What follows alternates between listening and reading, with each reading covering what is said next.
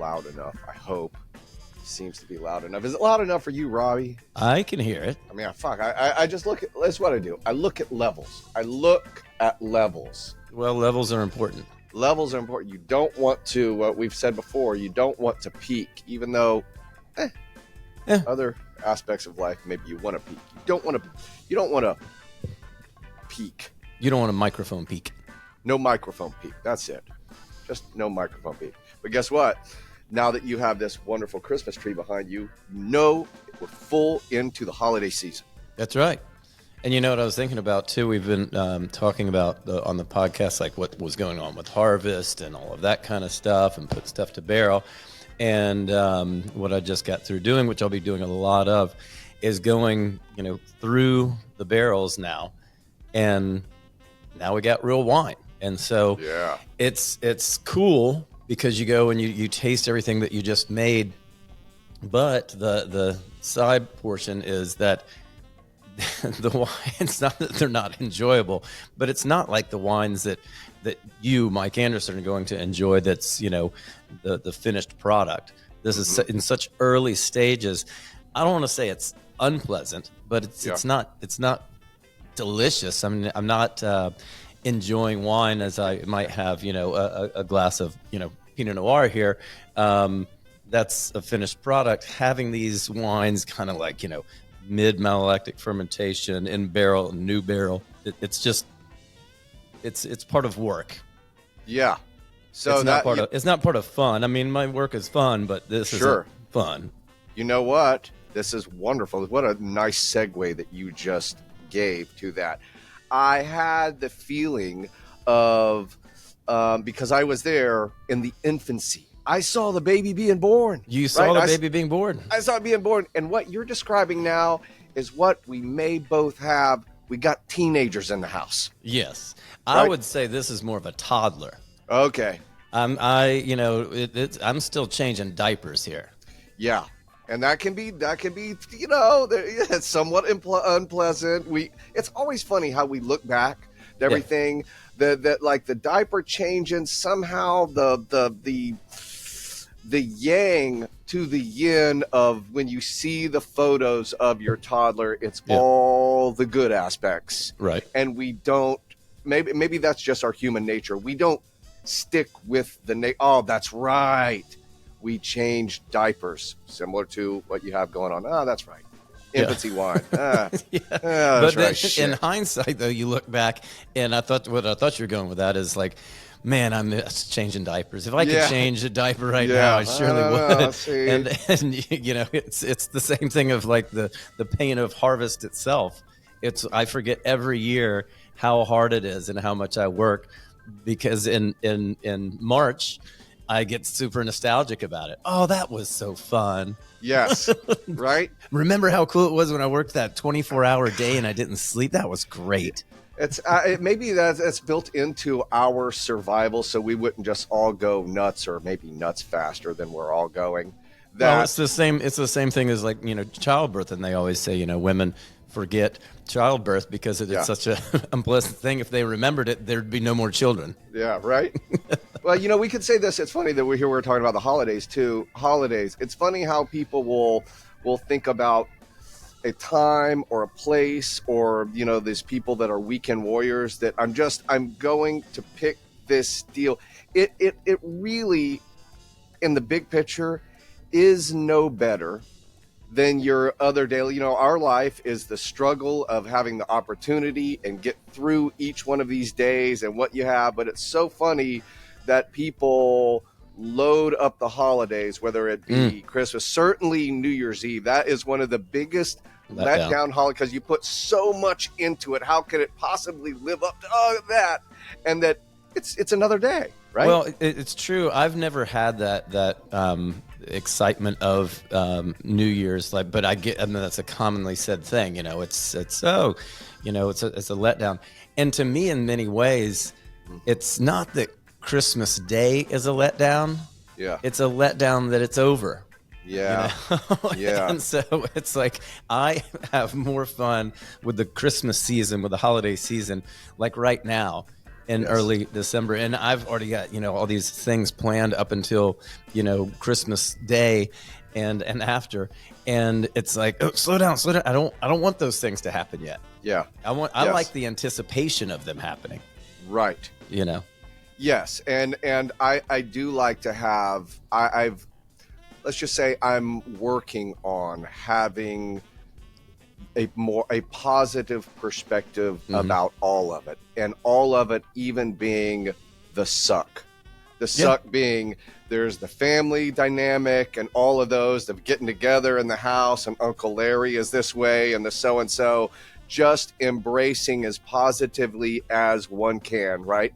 That if there is yin and yang to everything, equal and opposing forces, the good part that you have is going to be indelibly wrapped up with the other part. We can talk about this for so long. This is my current, meditative thinking right now. It's all perception. It's all attitude. It's all awareness. It's all being in the moment.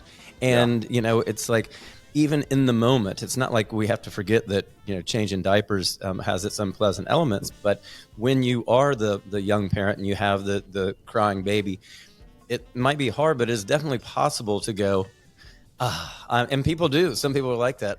This is the best, isn't it? Yeah, I mean, I do. right. I'm thankful that I have the crying baby over there. Yes. It's like you can do that. You can have that mindset. But we have to be aware and remind ourselves to think that way. And it's totally possible. It's all self, controlled.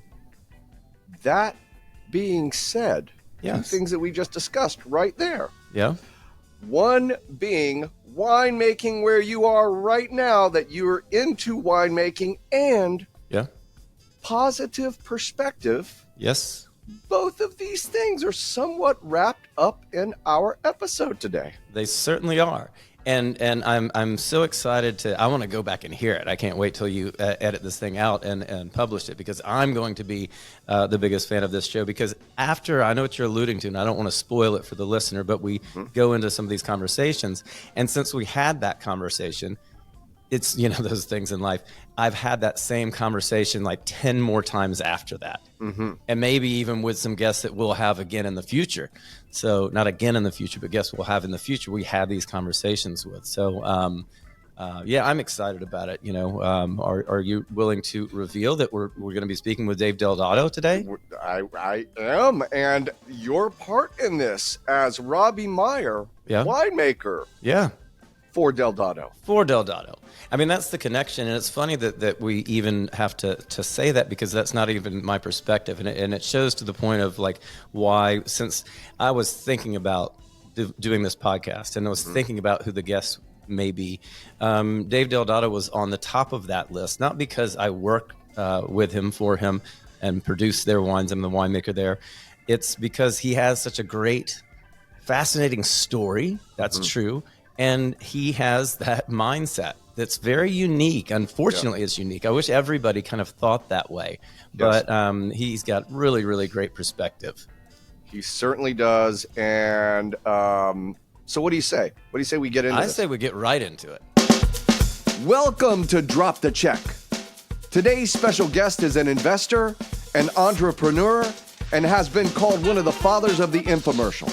He lives life to the fullest and is so positive that he seems to always see the glass half full. Of a 100-point Cabernet or Sangiovese from his award-winning winery, let's give a warm welcome to Dave Del Dotto.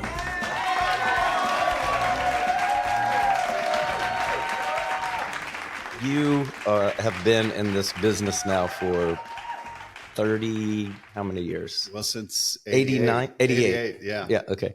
And so, I mean, obviously you got into it later. You weren't born into a winemaking family, but you were born into a tradition of an Italian family who did love wine and love food and loved gardening tomatoes. And so the culture was already there, but then, you moved into this industry because you loved wine. Yes. But, people move in and out of the industry. They don't necessarily hang around. You're still very passionate about it 30 whatever years later. True. And, that's the interesting thing. And I hear people ask you these questions all the time when we're walking around in the tasting area. And so that is the first question then. So how was it that you got into this? Well, it all started with my dad, who we retired to Hawaii in 1985. I was fortunate enough to tell my parents they can come to work for me and just stay on the beach in Hawaii. That was a fun thing to do. And then my dad came up to me one day and he said, "Dave, you have to. I got to go back to California because the salt spray is ruining my tomatoes." And I said, "Dad, I understand because throughout my life we had a garden and we ate out of the garden." Yeah. And I said, "Okay, well, I'm going to California." And so I came here on vacation. I was driving down the highway. I kept seeing the sign on the Highway 29, by owner sale. So I pulled in, and it was a beautiful 17-acre ranch That we're on right now. That we're on now in Rutherford. And I bought the house in 5 minutes. It was so beautiful, the views, and I had a background in construction, so. And the house itself was beautiful back then. I mean, you've done a lot of work to it, but it's a cool design. It's a very cool house. Very cool. I found out that Frank Lloyd Wright drew the plans for it in McCall's magazine in 1906. Mm-hmm. And anyway, it's beautiful bones. So I put a lot into it and cleaned it up. But it's just the place in Napa Valley where it is here in St. Helena. It's so beautiful here. Yeah. Well, you were born in Fresno. In Modesto. In Modesto, sorry. Well, actually born in Merced, raised in Modesto. Okay. Yeah. And so, you're generally familiar with the area, but I mean, did you guys come up to Napa Valley at all when you were little? No, not much. Yeah. It never did.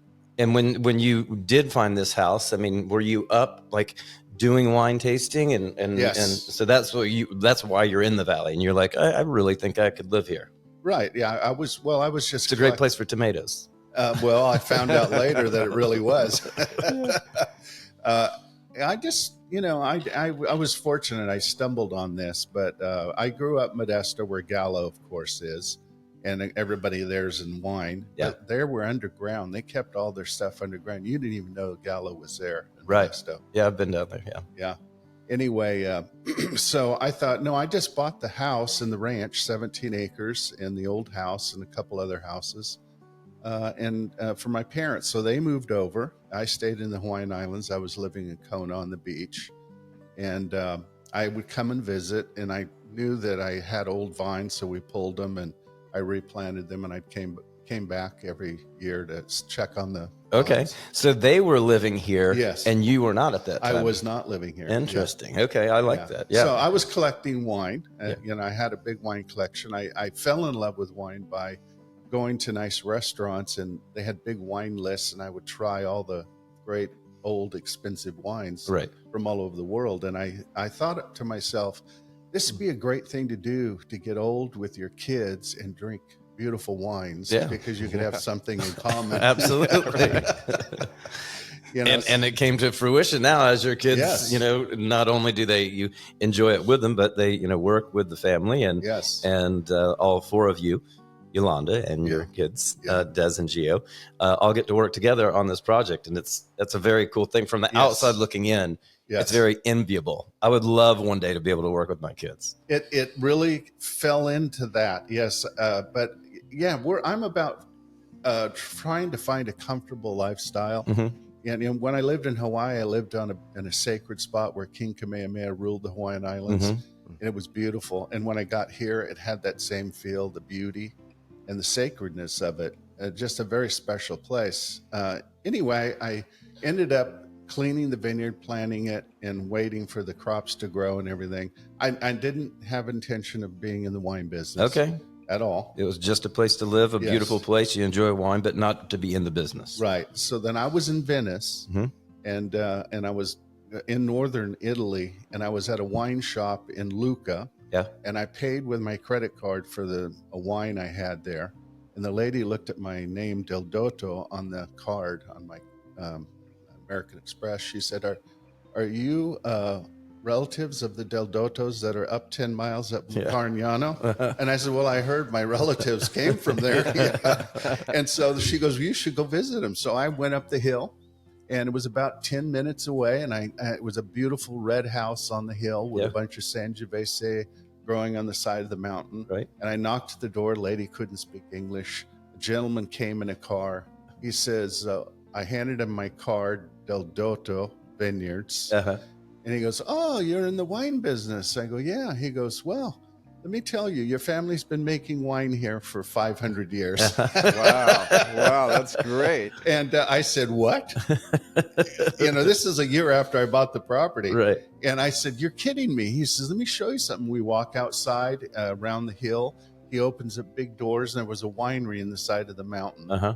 And I just was stunned. And I kind of thought, wow, I guess this is in my blood. Yeah. I mean, I'm from a winemaking family. Right. And so that's what inspired me to, I really believe it was my destiny then. I understood my purpose is to carry on the family tradition, which I ended up doing. And that's how I ended up in the business. And it's just wild because as I look back, I would have never wanted another lifestyle. Right.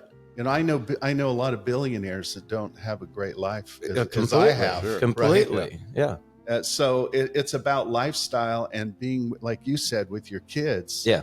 And drinking wine with a family and having, beautiful tomatoes out of the garden. The tomato The garden. tomatoes are fantastic. Calling it a tomato garden is an underestimate. I mean, there are a lot of plants. Yeah. Well, so anyway, that's why I brought back the architecture of Italy to Napa Valley. I wanted to bring our family heritage and what we had been doing for 500 years. Yeah. And so that's why I have, Italian designed everything from Italy. Yeah. 150 containers for the estate winery here in Rutherford. And it's almost like you're bringing your families, literally bringing it back to the new world. Yeah, exactly. It's physically here. It's physically here. Yeah. And so I was fortunate to meet the right people in Italy, and I sourced all the great marbles and materials and craftsmen to come over. I brought them over here, as you know, for the last 20 years. Yeah. And I'm still building. Yeah. But it's just given me this sense of family, and I want to carry on the tradition into the future if my kids want to do that. Yeah. Well, and it is a successful entity that you've created here in no short period of time. I mean, it's been a decades worth of investment of building this business as it is, but it is something that's you're very passionate about and very fortunate to be able to do. Just initially even buy this property. So what was it in between being raised in Modesto and moving to Hawaii? What was that path? I mean, I know it's a loaded question, but as Mike mentioned about, we hear this around the winery all the time. Dave's the inventor of the infomercial or the king of the infomercial, whatever. So before that, you're a young man and you buy your first house in Modesto, right? Yeah. Well, what happened was I was a dreamer, and my father was a truck driver. So we grew up an average family, but we never really had any money. Mm-hmm. And so I thought I started reading a couple of books. "You Are What You Think" by Douglas Hooper out of Berkeley. And it was about how we have a goal setting mechanism in our brain. Mm-hmm. And if we set a goal and we really focus on it, we can get there. And I know there's been a lot of books written since then, like The Secret and all these other kind of books. But it really, I really put it to use. And so I ended up really trying hard to focus on getting to where I wanted to go. So I would have a dream. Mm-hmm. And it's funny. I mean, there was visualization things in the books that said, visualize where you want to be and what you want to do and who you are. Yeah. And that it actually works. So I sat in, and they had exercises. Can you imagine yourself sitting in your office in a beautiful suit, and it's well decorated, it's beautiful, you have beautiful paintings on the wall, and you're a millionaire. Yeah. Mm-hmm. And so I would do that. Mm-hmm. And what's funny is about 3 to 5 years later, after reading those books, I was there. Yeah. And one day I consciously kind of woke up and said, wait a minute. It happened. It happened. So I ended up speaking. I was in the real estate business, and I was very fortunate to meet the right people. I was in the construction, then I went got a real estate license. And then I went into an office, and a gentleman walked in. He said, I want to buy 100 houses. I said, okay, I'm the agent on duty.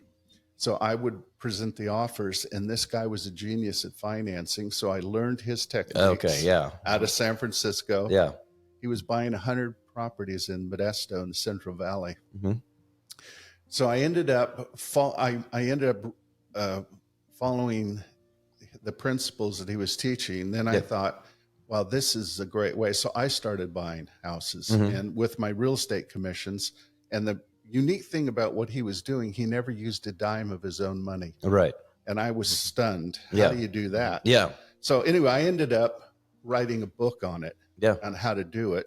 And I studied financing, and I started selling the book. It became a bestseller. Yeah. So then I started to lecture on the book, and then a TV producer was in the room. And sorry, just to back up a second. So you're living in Modesto at that point, and you published a book, but you weren't yet doing lecturing. You just wrote a book. I just wrote a book on how to write a real estate contract, right, and how to leverage in and buy real estate with not a dime. Yeah, and there was a lot of techniques to do that. Yeah. And I went to a real estate convention. Every realtor was buying that book. It was very expensive. Yeah.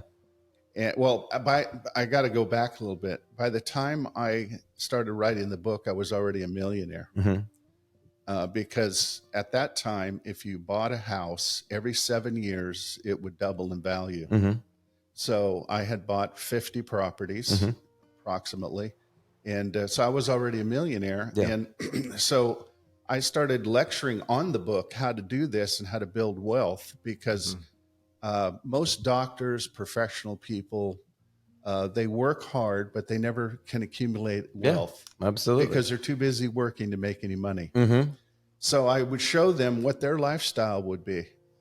Here's what's going to happen to you if you keep doing what you're doing. This is what you're going to have in the future. Right. And it would shock them, because I was teaching doctors, attorneys, different people, and they went, wow, this is true. And I said, well, so what you need to do is buy the real estate and let that work for you. Yeah. And I'll show you how to leverage in, how to use your good credit, and how to use your cash flow to leverage into the properties. And then you just keep buying enough to where you have, later when you retire, you have outside income, and then you're building wealth. And so a TV producer was in the front row. He says, that was amazing what I just heard. Could you do that on camera in LA for a thing called satellite TV? Kind of like what we're doing here. Yeah, exactly. This is give me a year here. This was 1985. 85. Okay. So I said, satellite TV. And he goes, yeah. He says, how many people do you speak to? And I said, well, I have 2 little kids right now, and I have to lecture. I'm lecturing around the United States, and I talk to maybe 500 to 1,000 people. And he said, okay, how would you like to talk to 1 million people and not even be there? Yeah. I said, I'm in. Yeah. How do you do that? Yeah. He says, we'll tape a TV show. We'll put it on a thing called national cable, and you'll put an 800 number, and you'll sell your books and tapes over television, over an 800 number. Yeah. I said, I'm in. Yeah. So I go to LA, and I'm petrified, and I have talks over the weekend, that weekend, and the Los Angeles mayor, Bradley, I remember, declared it Los Angeles Real Estate Week. So at my seminars, 10,000 people showed up. Wow. And 10,000 people. Okay. And so I invited them to come on a Monday night to do this TV show. Yeah. Yeah. Infomercial. Yeah. And I Monday night, no one's going to show up. So I go into the hotel room, and 3,000 people show up. Right. And so we have to open up the hall. Anyway, what was weird about it was I'd speak for 2 hours generally. Yeah. And the stage was in the middle of this big room. NBC cameras and lines going everywhere. Yeah. It was pretty intimidating. But as soon as I'd start talking, the director would say, stop. Now I want you to introduce I want you to introduce Bonet. And I said, who in the hell's Bonet? And it was this singer from Hawaii. And she was a beautiful girl. And she sang this inspirational song. Well, then he'd made me do it again. And a guy from a cruise line had a piano, and he would sing this inspirational song. I was in a white suit. And anyway. You can find some of these online, by the way. Yeah. My original show was called Go For Your Dreams. And it was about going for your dreams. And because I had done it, and so anyway, the show was edited and put on TV, and the show made $250,000 every time it played. And we used 800 numbers out of Atlanta, Georgia. There was no 800 numbers that could answer 1,000 telephone calls at a time, but one facility in Atlanta. Right. And it was a government facility. Anyway, so we used 800 numbers and everything. So this show took off, and it ran for 7 years. And so wasn't it something to the effect that, like, you have this idea, okay, you're going to have your 1-800 number, and people can watch it and get excited about it, call in and buy your book, buy the information. And, you aired it one time, and you're like, okay, well, that did pretty well. And you were like, what if I did it again? Well, yeah. Well, what happened, we did a test. I was in Maui, actually. Yeah. And I watched the show on national. It was a satellite TV. Yeah. There was only 1 million subscribers in the United States at that time. And it was on a network called SPN Network, which is now CNBC. Oh, okay. Okay. Yeah. And it played on that. And I called into the answering service after the show played to see how many orders I got. Now, it was the highest priced thing on television, $500 for a book and tape package. Yeah. It was a lot of information, but it was expensive. And the lady goes, "Oh, I'm sorry, sir. You only got 250 orders at $500 a piece." Right. And it cost me $7,000 for the airtime. Right. And the books were nothing. Yeah. Anyway, so I go, "Oh my God, that's like $125,000." Yeah. But then I went home on Monday, and that was just the credit cards. Then the checks and the money orders started coming in. Right. So I ended up netting $250,000 off that first show. Well, it played twice over the weekend, and then it played twice again in the next few days. And so I'd made $1 million. And I went, this is crazy. So I flew to I flew to Los Angeles, and I met with the TV people that were buying the media. Yeah, Doug at DCI Media, and I said, Doug, how many of these stations are there? He goes, he pulls this long list out, and I go, oh my God, there's a lot of stations. I said, how many can I buy? And he goes, well, if you can afford it, you can buy all these. I said, okay, I want you to buy every time slot that's available on every network. Yeah. And he kind of stopped, and he goes, okay. So he figures it out. He goes, man, that's like $20 million. Yeah. I said, okay, $20 million. Right. I said, I want you to offer to buy all those slots for 7 years. I want a contract for 7 years. And he goes, that's like $140 million. I said, yeah. He says, how are you going to pay for it? I said, well, here's how I'm going to pay for it.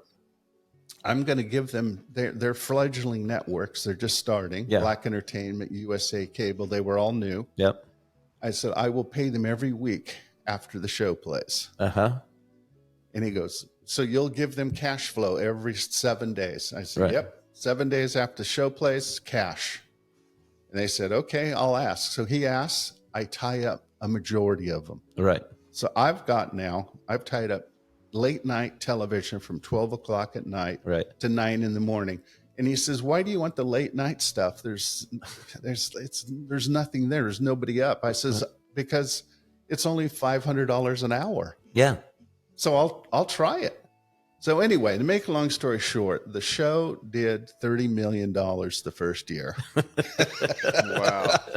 Yeah. And, but the funny thing was, so I had to change the show. I had celebrities on. I had Monty Hall on from Let's Make a Deal. And who's the guy? Davidson? John Davidson. John Davidson. Yeah. He's retired now in Mexico on his boat. Yeah. They were my MCs, and I would invite my students on. And they would just tell their story, how they read the book. Like a testimonial. A testimonial. And then I just sat nonchalantly on my couch, and I did the show off my back deck in Hawaii, so you'd see the waves in the background. Yep. So you're sitting in Detroit and it's snowy, and you look on TV and these beautiful waves are coming into my estate, and I'm on the couch. so anyway, a lot of people watched it, and it's funny. So the show lasted 7 years. That's amazing. Wow. So it was like, and then so I was later invited back to the NEMA convention in Las Vegas.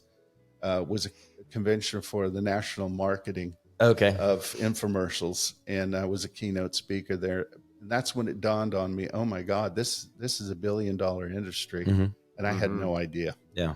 I should have bought all the networks, which I had a chance to buy various stations. Yeah. But I retired to the Hawaiian Islands. And did you, when you had all that airtime tied up, then didn't you start selling that airtime back? Yeah. Yeah. So what ended up happening, if my show played, say, at USA Cable at 1:00 in the morning, I'd play it there for a long time. Then I'd switch off, and maybe Ron Papil had slicers and dicers. Yep.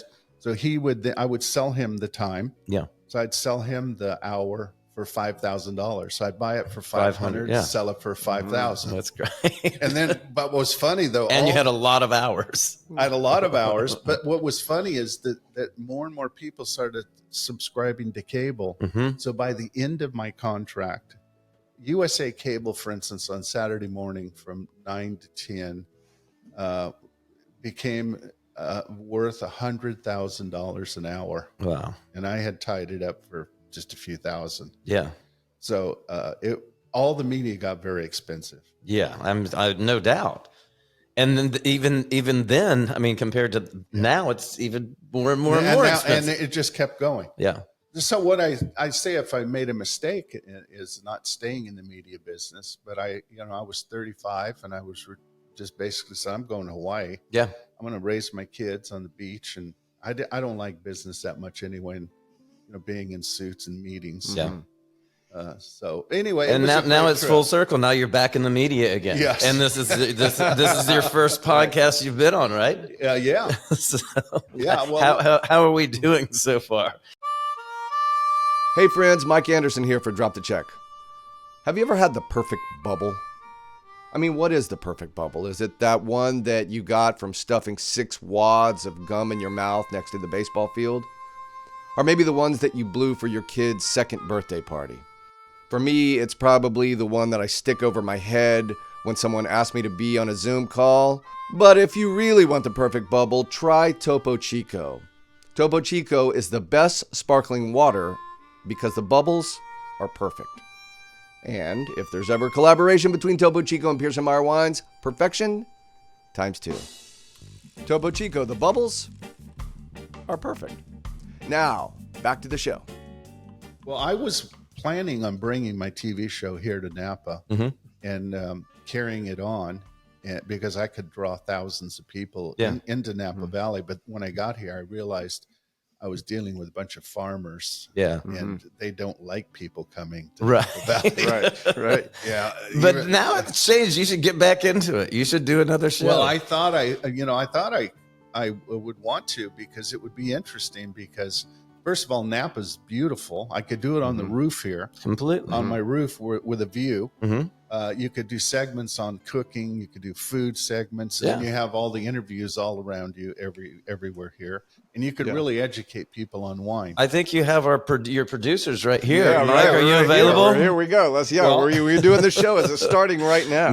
Yeah, exactly. Well, I will tell you, it would be great. I've had 2 or 3 offers from producers from Hollywood to do actually like the Kardashians, their kind of thing. But I don't want to have my life. Oh, that's right. Sure. Yeah, I remember. Yeah, that kind of went. But I remember when you were talking to someone about, like, it's basically reality television of your family. Yeah, and that would be too much for me. It would be too much for me. I don't. Yeah, I don't need money that much. Yeah. Well, I mean, it's just like and clearly, like the Kardashians have made a bunch of money just from doing that. Yeah. But Mike, they have come by the winery a couple of times, and the whole production crew is with them. Sure. And you would know this, Mike, but for our listeners out there who don't see it on a daily basis like I do, Like I don't see it on a daily basis. Just you're watching something on television, you know it's being filmed, and you see the 5 people who are on there. But for every 5 people that are in front of you, there's another 20 production people, following around everywhere they go in vans, and it's a big setup before they come in and after they leave, and that would not be fun for me. No, it's a lot of work. Yeah, it really is a lot of work. Yeah, and it's also not, the term reality TV. What part about that is reality? At some point, like you got to think that the Kardashians, people like that who have been in that for so long, they understand the character that they are playing, this character version of themselves that they're playing for the camera, because nothing is real when you have an entire crew around you that's trying to get, they know that the show is based on these dramatic moments that they're building that is only partially true to the reality. You are an actor. Yeah, I mean, as opposed to like, Dave saying that that you loved getting into this as your lifestyle. You made that happen. You envisioned it. And you're just you're not acting, right? As soon as you have a show, I mean, even though you were being very genuine when you had your show, you were an actor, you know, when they're filming, you're on camera, you're doing that. It's eventually, I'm sure you did get tired of that. And it's like, I would rather just be with my family, just hang out with my kids. Well, I'll tell you what happened. I was in New York City, and I was standing behind the stage in Madison Square Garden, and I was trembling. I remember one day, because out around the curtain, Madison Square Garden's full, coming to hear me speak. Yeah. And I had William Shatner fly off of Star Trek from LA to New York to be the MC for the show that I was doing. And we were filming it for television. Yeah. And I was just trembling. I'm going, what am I doing here? Yeah. This is ridiculous. How did this happen? Yeah. And then when I turned the corner to go out on stage, I turned into a different person. And I became the guy. Okay. So then I went into my mode, and then it's okay. But when I got to LA the following week, I checked into the hotel. I was speaking to thousands of people there, and the police were at the front desk. And they said, Mr. Dotto, we need to talk to you because you had we have some death threats from your, I was playing commercials to come to this seminar. And I go, what's going on? He goes, when people watch people on TV, they want to kill them. Yeah. So I said, okay. So we recommend that you wear this jacket underneath your suit. And we're going to have police at every exit, on every door. And if you see a guy jump up with a gun, just be ready for it. And I called my wife after that. And I said, honey, this is getting to be ridiculous, because I was becoming a guru, and I didn't want to be a guru. I just was trying to make a living, teach people how to buy a house. Right. And so I said, this is getting ridiculous. So not long after that, I quit and quit speaking, and because it was becoming it was a huge thing. Yeah. And you're at that point, you're not living your life. No. You're just something else. It's dangerous. I don't know if I've told you this story before, Dave or Mike, but and did you know Tom Seaver when he was living here in the Valley? You know who I'm talking about, the pitcher? Yeah, Tom, terrific. But we used to always eat lunch at the same time at the Palisades Market. Yeah. And so we became friends, just, chit-chatting or whatever. And he had just the most amazing stories from playing baseball and all of that. And it clearly he had amazing accolades and statistics and everything else. You're a big baseball guy. Yeah. So that was all great. And he had a lot of, fame and money and whatever else. But he said he was on the road one day, and he got a phone call from his mom, and she's like, "Hey, honey, happy birthday." And he didn't realize it was his birthday. Yeah. He didn't know what town he was in. He didn't know even where they were and everything else. And he was like, that's when I knew. He was like, I had to retire. Yep. It was like, it was just, he was no longer happy, Yes. I mean, of course he loved the game, loved the people, loved his teams, but being on the road, however many hundreds of days, percentage of the year, you're on the road in a hotel room without your family. What's the point? I went through the exact same thing. Yeah. And that's what happens to all these people that are out in front of thousands of people, and they become famous, and their life is just sucked out of them, and they're controlled. Yeah. And the money is the motivator, and it's not about that. Yeah. The real life. Yeah. Yeah. I know it's an interesting challenge, but it's still better than the alternative. Yeah. I mean, but you were talking earlier about the visualization techniques that you learned, early on. And I was thinking that at that time, though, some people don't cognitively think of that, but they are not doing well in life, and they're envisioning their bad place in life. Yes. Unintentional, but they view themselves as, I could never do that. And you just told yourself you couldn't. And that's the problem. And I used to tell people, if I could take all of your thoughts that you've had in the last 30 days and write them out, I could tell where your head is. Sure. Yeah. And it probably scare people. And what happens is people keep telling themselves they can't do it. Yep. And no, I've never done that. No, I can't do it. So what it does, it programs them to fail. Yeah, absolutely right. You got to change that. You got to change that. And then once you change that, it gets crazy. Yeah. I mean, you literally change your life. Yeah. And it's there for everybody. And it makes perfect sense.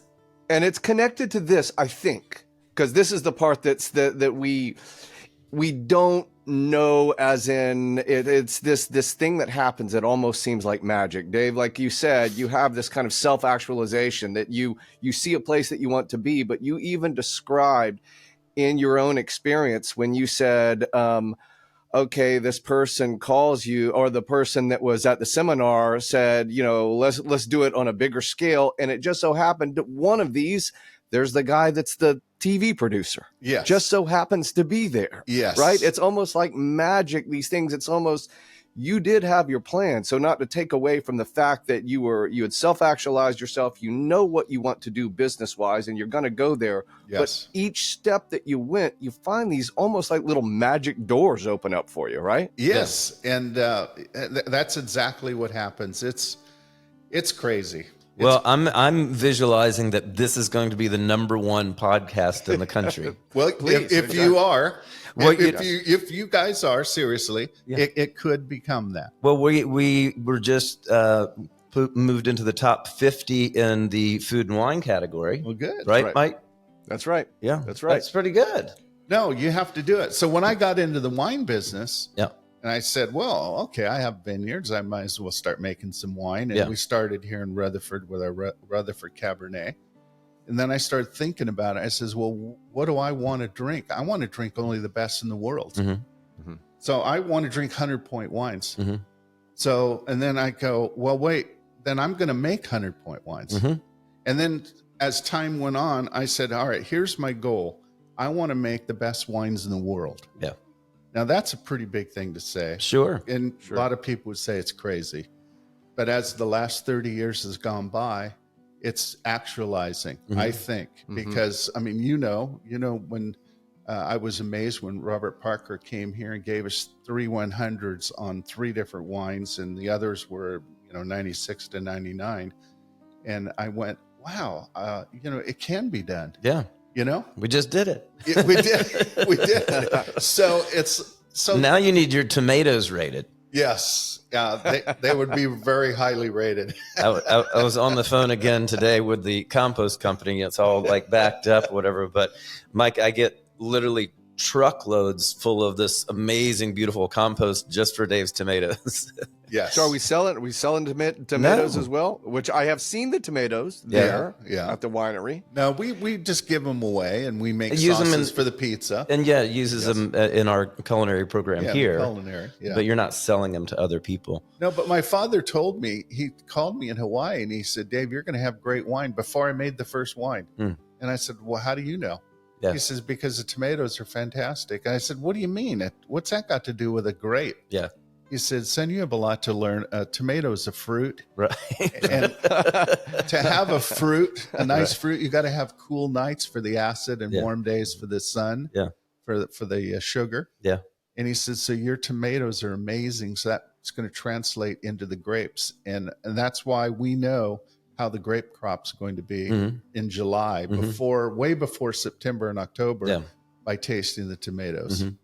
So, Yeah. I mean, I simple remember things. this year you were when the tomatoes were developing, you were starting to ask me questions about in the vineyard, like, hey, Yeah. are you going to Yeah. find it that there's low acid or high acid or et cetera, et cetera, et cetera. So Yeah. that it is pretty cool. And it is, I love it agriculturally, how, these different plants mimic each other because Yes. they're growing in the same conditions. Yes. The one odd thing, and I'm not an arborist, but I always notice that when we have big crop vintages in the big tonnages in the vineyard, the oak trees produce a lot of acorns. That's interesting. Yeah, I mean, like it's uncanny. Yes. Big crops for the vineyard, also lots of acorns on the oak trees. I'm sure there's a reason. I don't know why, but Yes.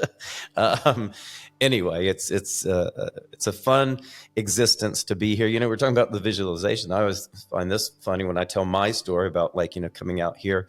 When I was young, I'm not even sure if I was in high school yet. My sister lived out here. Well, she lived in San Francisco, but this whole area, and she was like, "I totally see you living out here one day."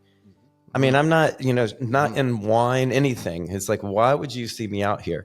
And then oddly, she went to a wedding or a wedding reception up at a local winery here up at Maryvale. And this is like in the 80s or whatever. And she was like, oh, I totally see you getting married here one day. I didn't end up getting married there, but I did get married in San Francisco. And it's like, how did she see that, so long ago? Yeah. It's wild. But that's what it takes. No, I think you always have to lean into that, both sides of those feelings. I think we have the feeling that something doesn't feel right, and maybe you're taught to believe that this is the path or the person or the whatever. I think more and more as I get older that you have to trust that intuition, right? Of feeling this feels right, and whatever that means, you got to go in that direction. I'll tell you something that feels right when I go to the Dotto winery and I have that damn pizza. Yeah. And this is the remarkable thing too, that you can tell this story too. Tater tots. Yes. Yeah. The Kardashians' favorite thing to do. Yeah. Tater tots. Can you guys tell us a little bit about how the impetus of putting tater tots on your delicious, all these exquisite foods with your beautiful wines, there's these tater tots that are there. Well, it's my daughter's idea. She said, Dad, we hired a ex-French Laundry chef for the winery. Joshua Schwartz. Yes. He's been on the show. 14, 15 years ago. And so we're sitting around the table and my daughter goes, Dad, we're tired of the foo-foo food. Yeah.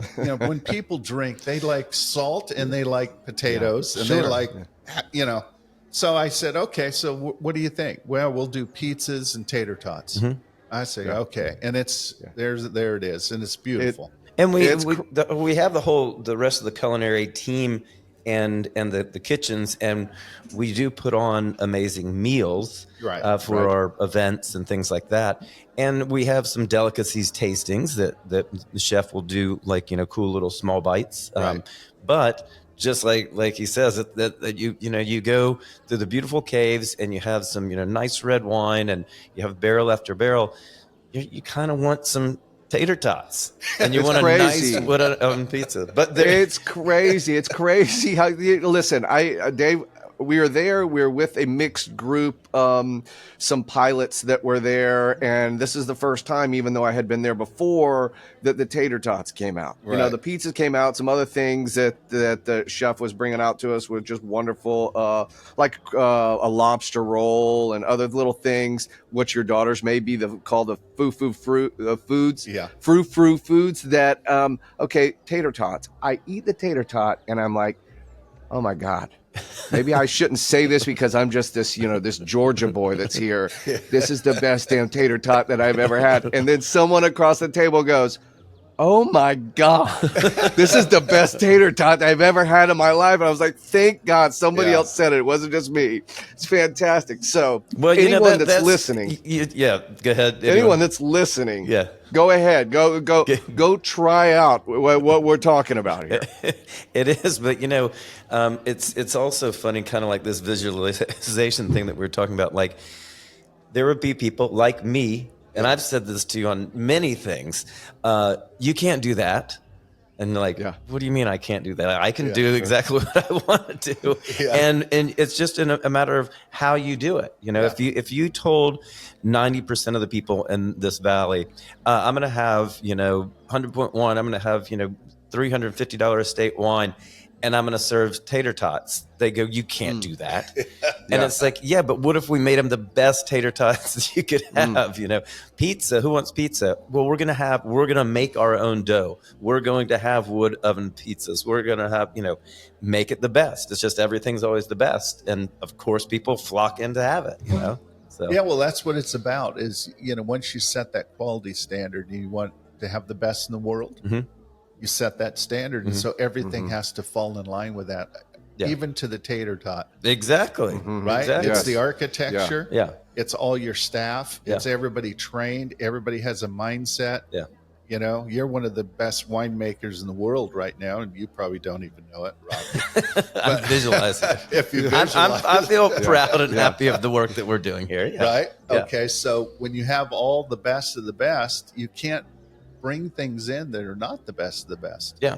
And as a package, the whole feeling, the art, from the architecture to the wine to the beauty of Napa to the staff to the food, it all has to come together. Yeah. And fortunately, I think it has. No, it is. It's a great environment to work in, and it's a complicated process because of all the the way you sell wine, barrel by barrel by barrel, and the logistics. And we have multiple wineries, and that's very difficult, or it's a challenge.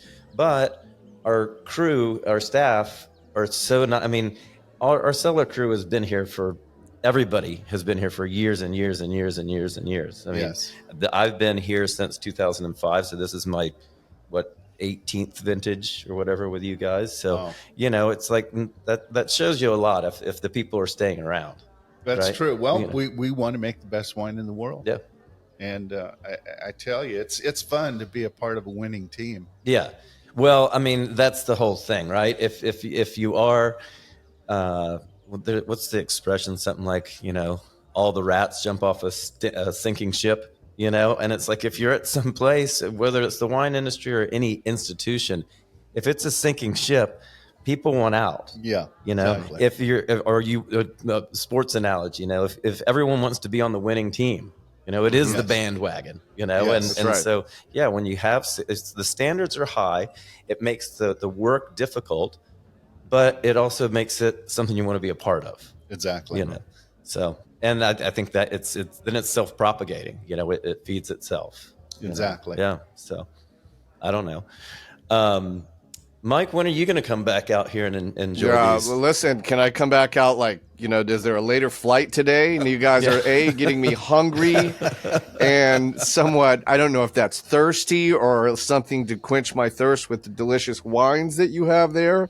Which, by the way, Dave, this fits in line with your innovation. Robbie, both times that I've been there, I've had the pleasure of walking through the caves to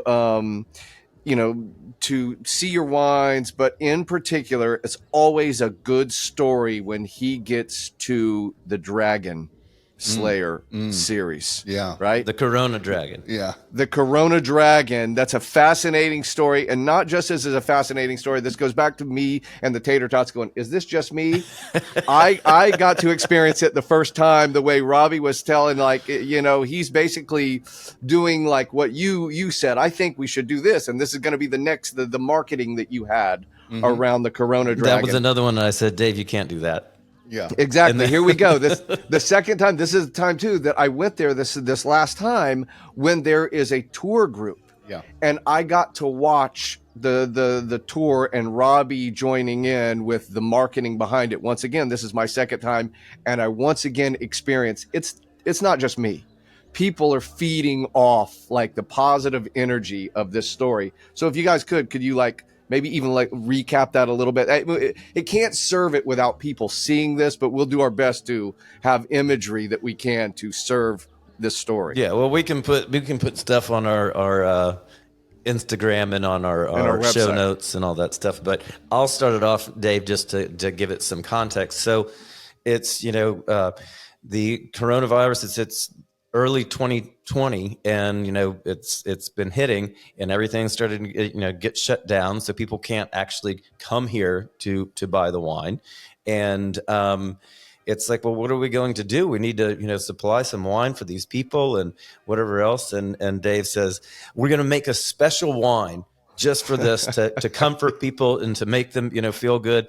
And I was like, okay, well, what are we going to call it? The Corona wine. And I was like, Dave, you can't call it the Corona wine. And he was like, no, I'm gonna call it the Corona Dragon, and then explain how you came up with the idea. So, or just like you're telling it to us anew. Ooh, well, that story is interesting because in 1989 I was walking through Venice, and I went to a Dali art exhibit. Yeah. And I bought this statue of bronze of St. George and the Dragon, which is a very famous painting.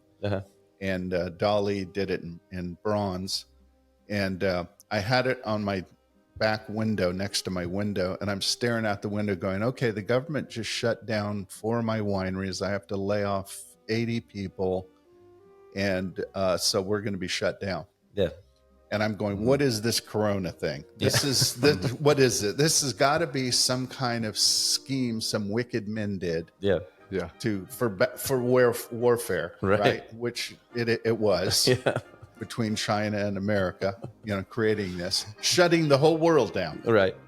So I look at the statue of it represented the 12th chapter of the book of Revelation in the Bible, where actually Christ Jesus is spearing the dragon. Okay. And so I said, well, you know what I'm going to do? I'm going to make a wine label of this, because this is really what's going on. It's that this dragon is now, with the coronavirus in his mouth, I put it in his mouth, is now bringing this on mankind around the planet Earth. And it's a battle going on. And so anyway, I called Italy to my painter. Yeah, exactly. And and through an interpreter, because he can't speak English, I can't speak Italian. Right. I took a picture of this as, I want you to do this for a label. I realized that a wine label is a newspaper. Yeah. A wine label is a way to communicate with people. It's a little space, but it's a communicator. So I put that dragon on there with the spear going through it, and I go, we're going to battle this dragon. Right. And at that point, it was just going to be one. And you were like, I forget, a couple hundred cases we made of it, you know, and I was like, what? Like, I'm just inventing a new wine? Yeah, you can do it. Go ahead, just do it. I know what you're doing. I've got the idea. You just go do it. Yeah. And so we make the first wine, and you release it, and I don't think we had even bottled it, and it sold out. Yeah.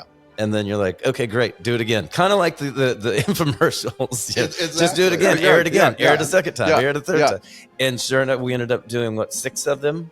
Yeah, we did 6 labels, and all the way through COVID, we just highlighted what was going on with the virus in the world. Whether it's coming back, or we got the vaccination, or this, that, and the other, and you know, it's a very so basically thing. Everybody was buying the wine to give gifts to their doctor friends and nurses who were working on COVID. Yeah, they got this battle label, and it was really good Cabernet that it was made. Great wine. It was great wine, you know, and it was inexpensive. We lowered the price so everybody could enjoy themselves, right? And it was very successful. But I learned a lot about that. It's a way to express yourself. You know, we can communicate with people with a wine label. Yeah. Yeah. And you know, it is something that's interesting, and people do almost, I mean, hopefully, you know, from my perspective, they're collecting the wine because the wine is good, which our wines are great. Yeah. But people are also collecting labels. Yes. They're collecting, I mean, you know, this is no secret, but there's an old expression that the wine never tastes as good as it does at the winery, right? Because you're soaking it all in, and everything feels great here. But that is, you know, what some people are buying is the whole experience, or the feeling, the emotion. And you do a great job of that too, of creating a space that is sacred, as you might say, or that's, you feel really good, and that's just going to make that wine taste that much better. Well, yeah. I mean, our philosophy on wine in general, after spending 30 years in caves and meditating on what we're doing with wine. I mean, for me, the wine speaks to you, and it tells you it's a sacred thing. It's been a medicine, the first medicine on the planet, and it's a gift from God according to the Bible and the Psalms. I think it's 104th Psalm, verse 15. So wine is sacred. It's a gift from God. It's very special. It's very healthy. It's got 1,000 compounds in it. It's very natural. It's the most. And think about the fermentation. What that is. That cleansing, that fermentation. Yeah. And now you've got this beautiful beverage, and it brings families together, and it creates a moment in time when people open a bottle with their loved ones and their friends, and they drink a glass of wine together. It's a moment in time that they remember, and some are very important with loved ones. So we have a big responsibility to make good I was wine. just going to say, you're putting the extra pressure on me now. Yes. With all of that, I better do my job well. So Right. Well, I guess on that note, Dave, we could talk about this. We do talk about this all day, every day. Yeah. But I think I've taken enough of your time already. Well, but I think we covered some good ground. Don't you think so, Mike? I think it was great. That was a great way to end it too, Dave. And to your question, Robbie, and to you, Dave, I cannot wait to come back to your winery. Thank you. And join and lift a glass with you guys and have a wonderful time with you. Thank you very much. And Dave, I don't even know if you know the name of this podcast, but it's called Drop the Check. Okay. And the idea is just like as we're having somewhat of a dinner experience here, and all good things must come to an end. Yes. And just like the waiter comes and drops the check. Okay. That's what we have to do now. So we're going to drop the check, Mike.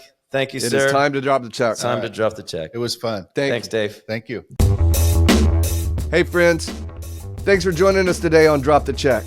If you'd like to know more about Del Dotto wines, or you'd like to visit them in Napa, you can check them out at deldottovineyards.com or at Del Dotto Wine on social media.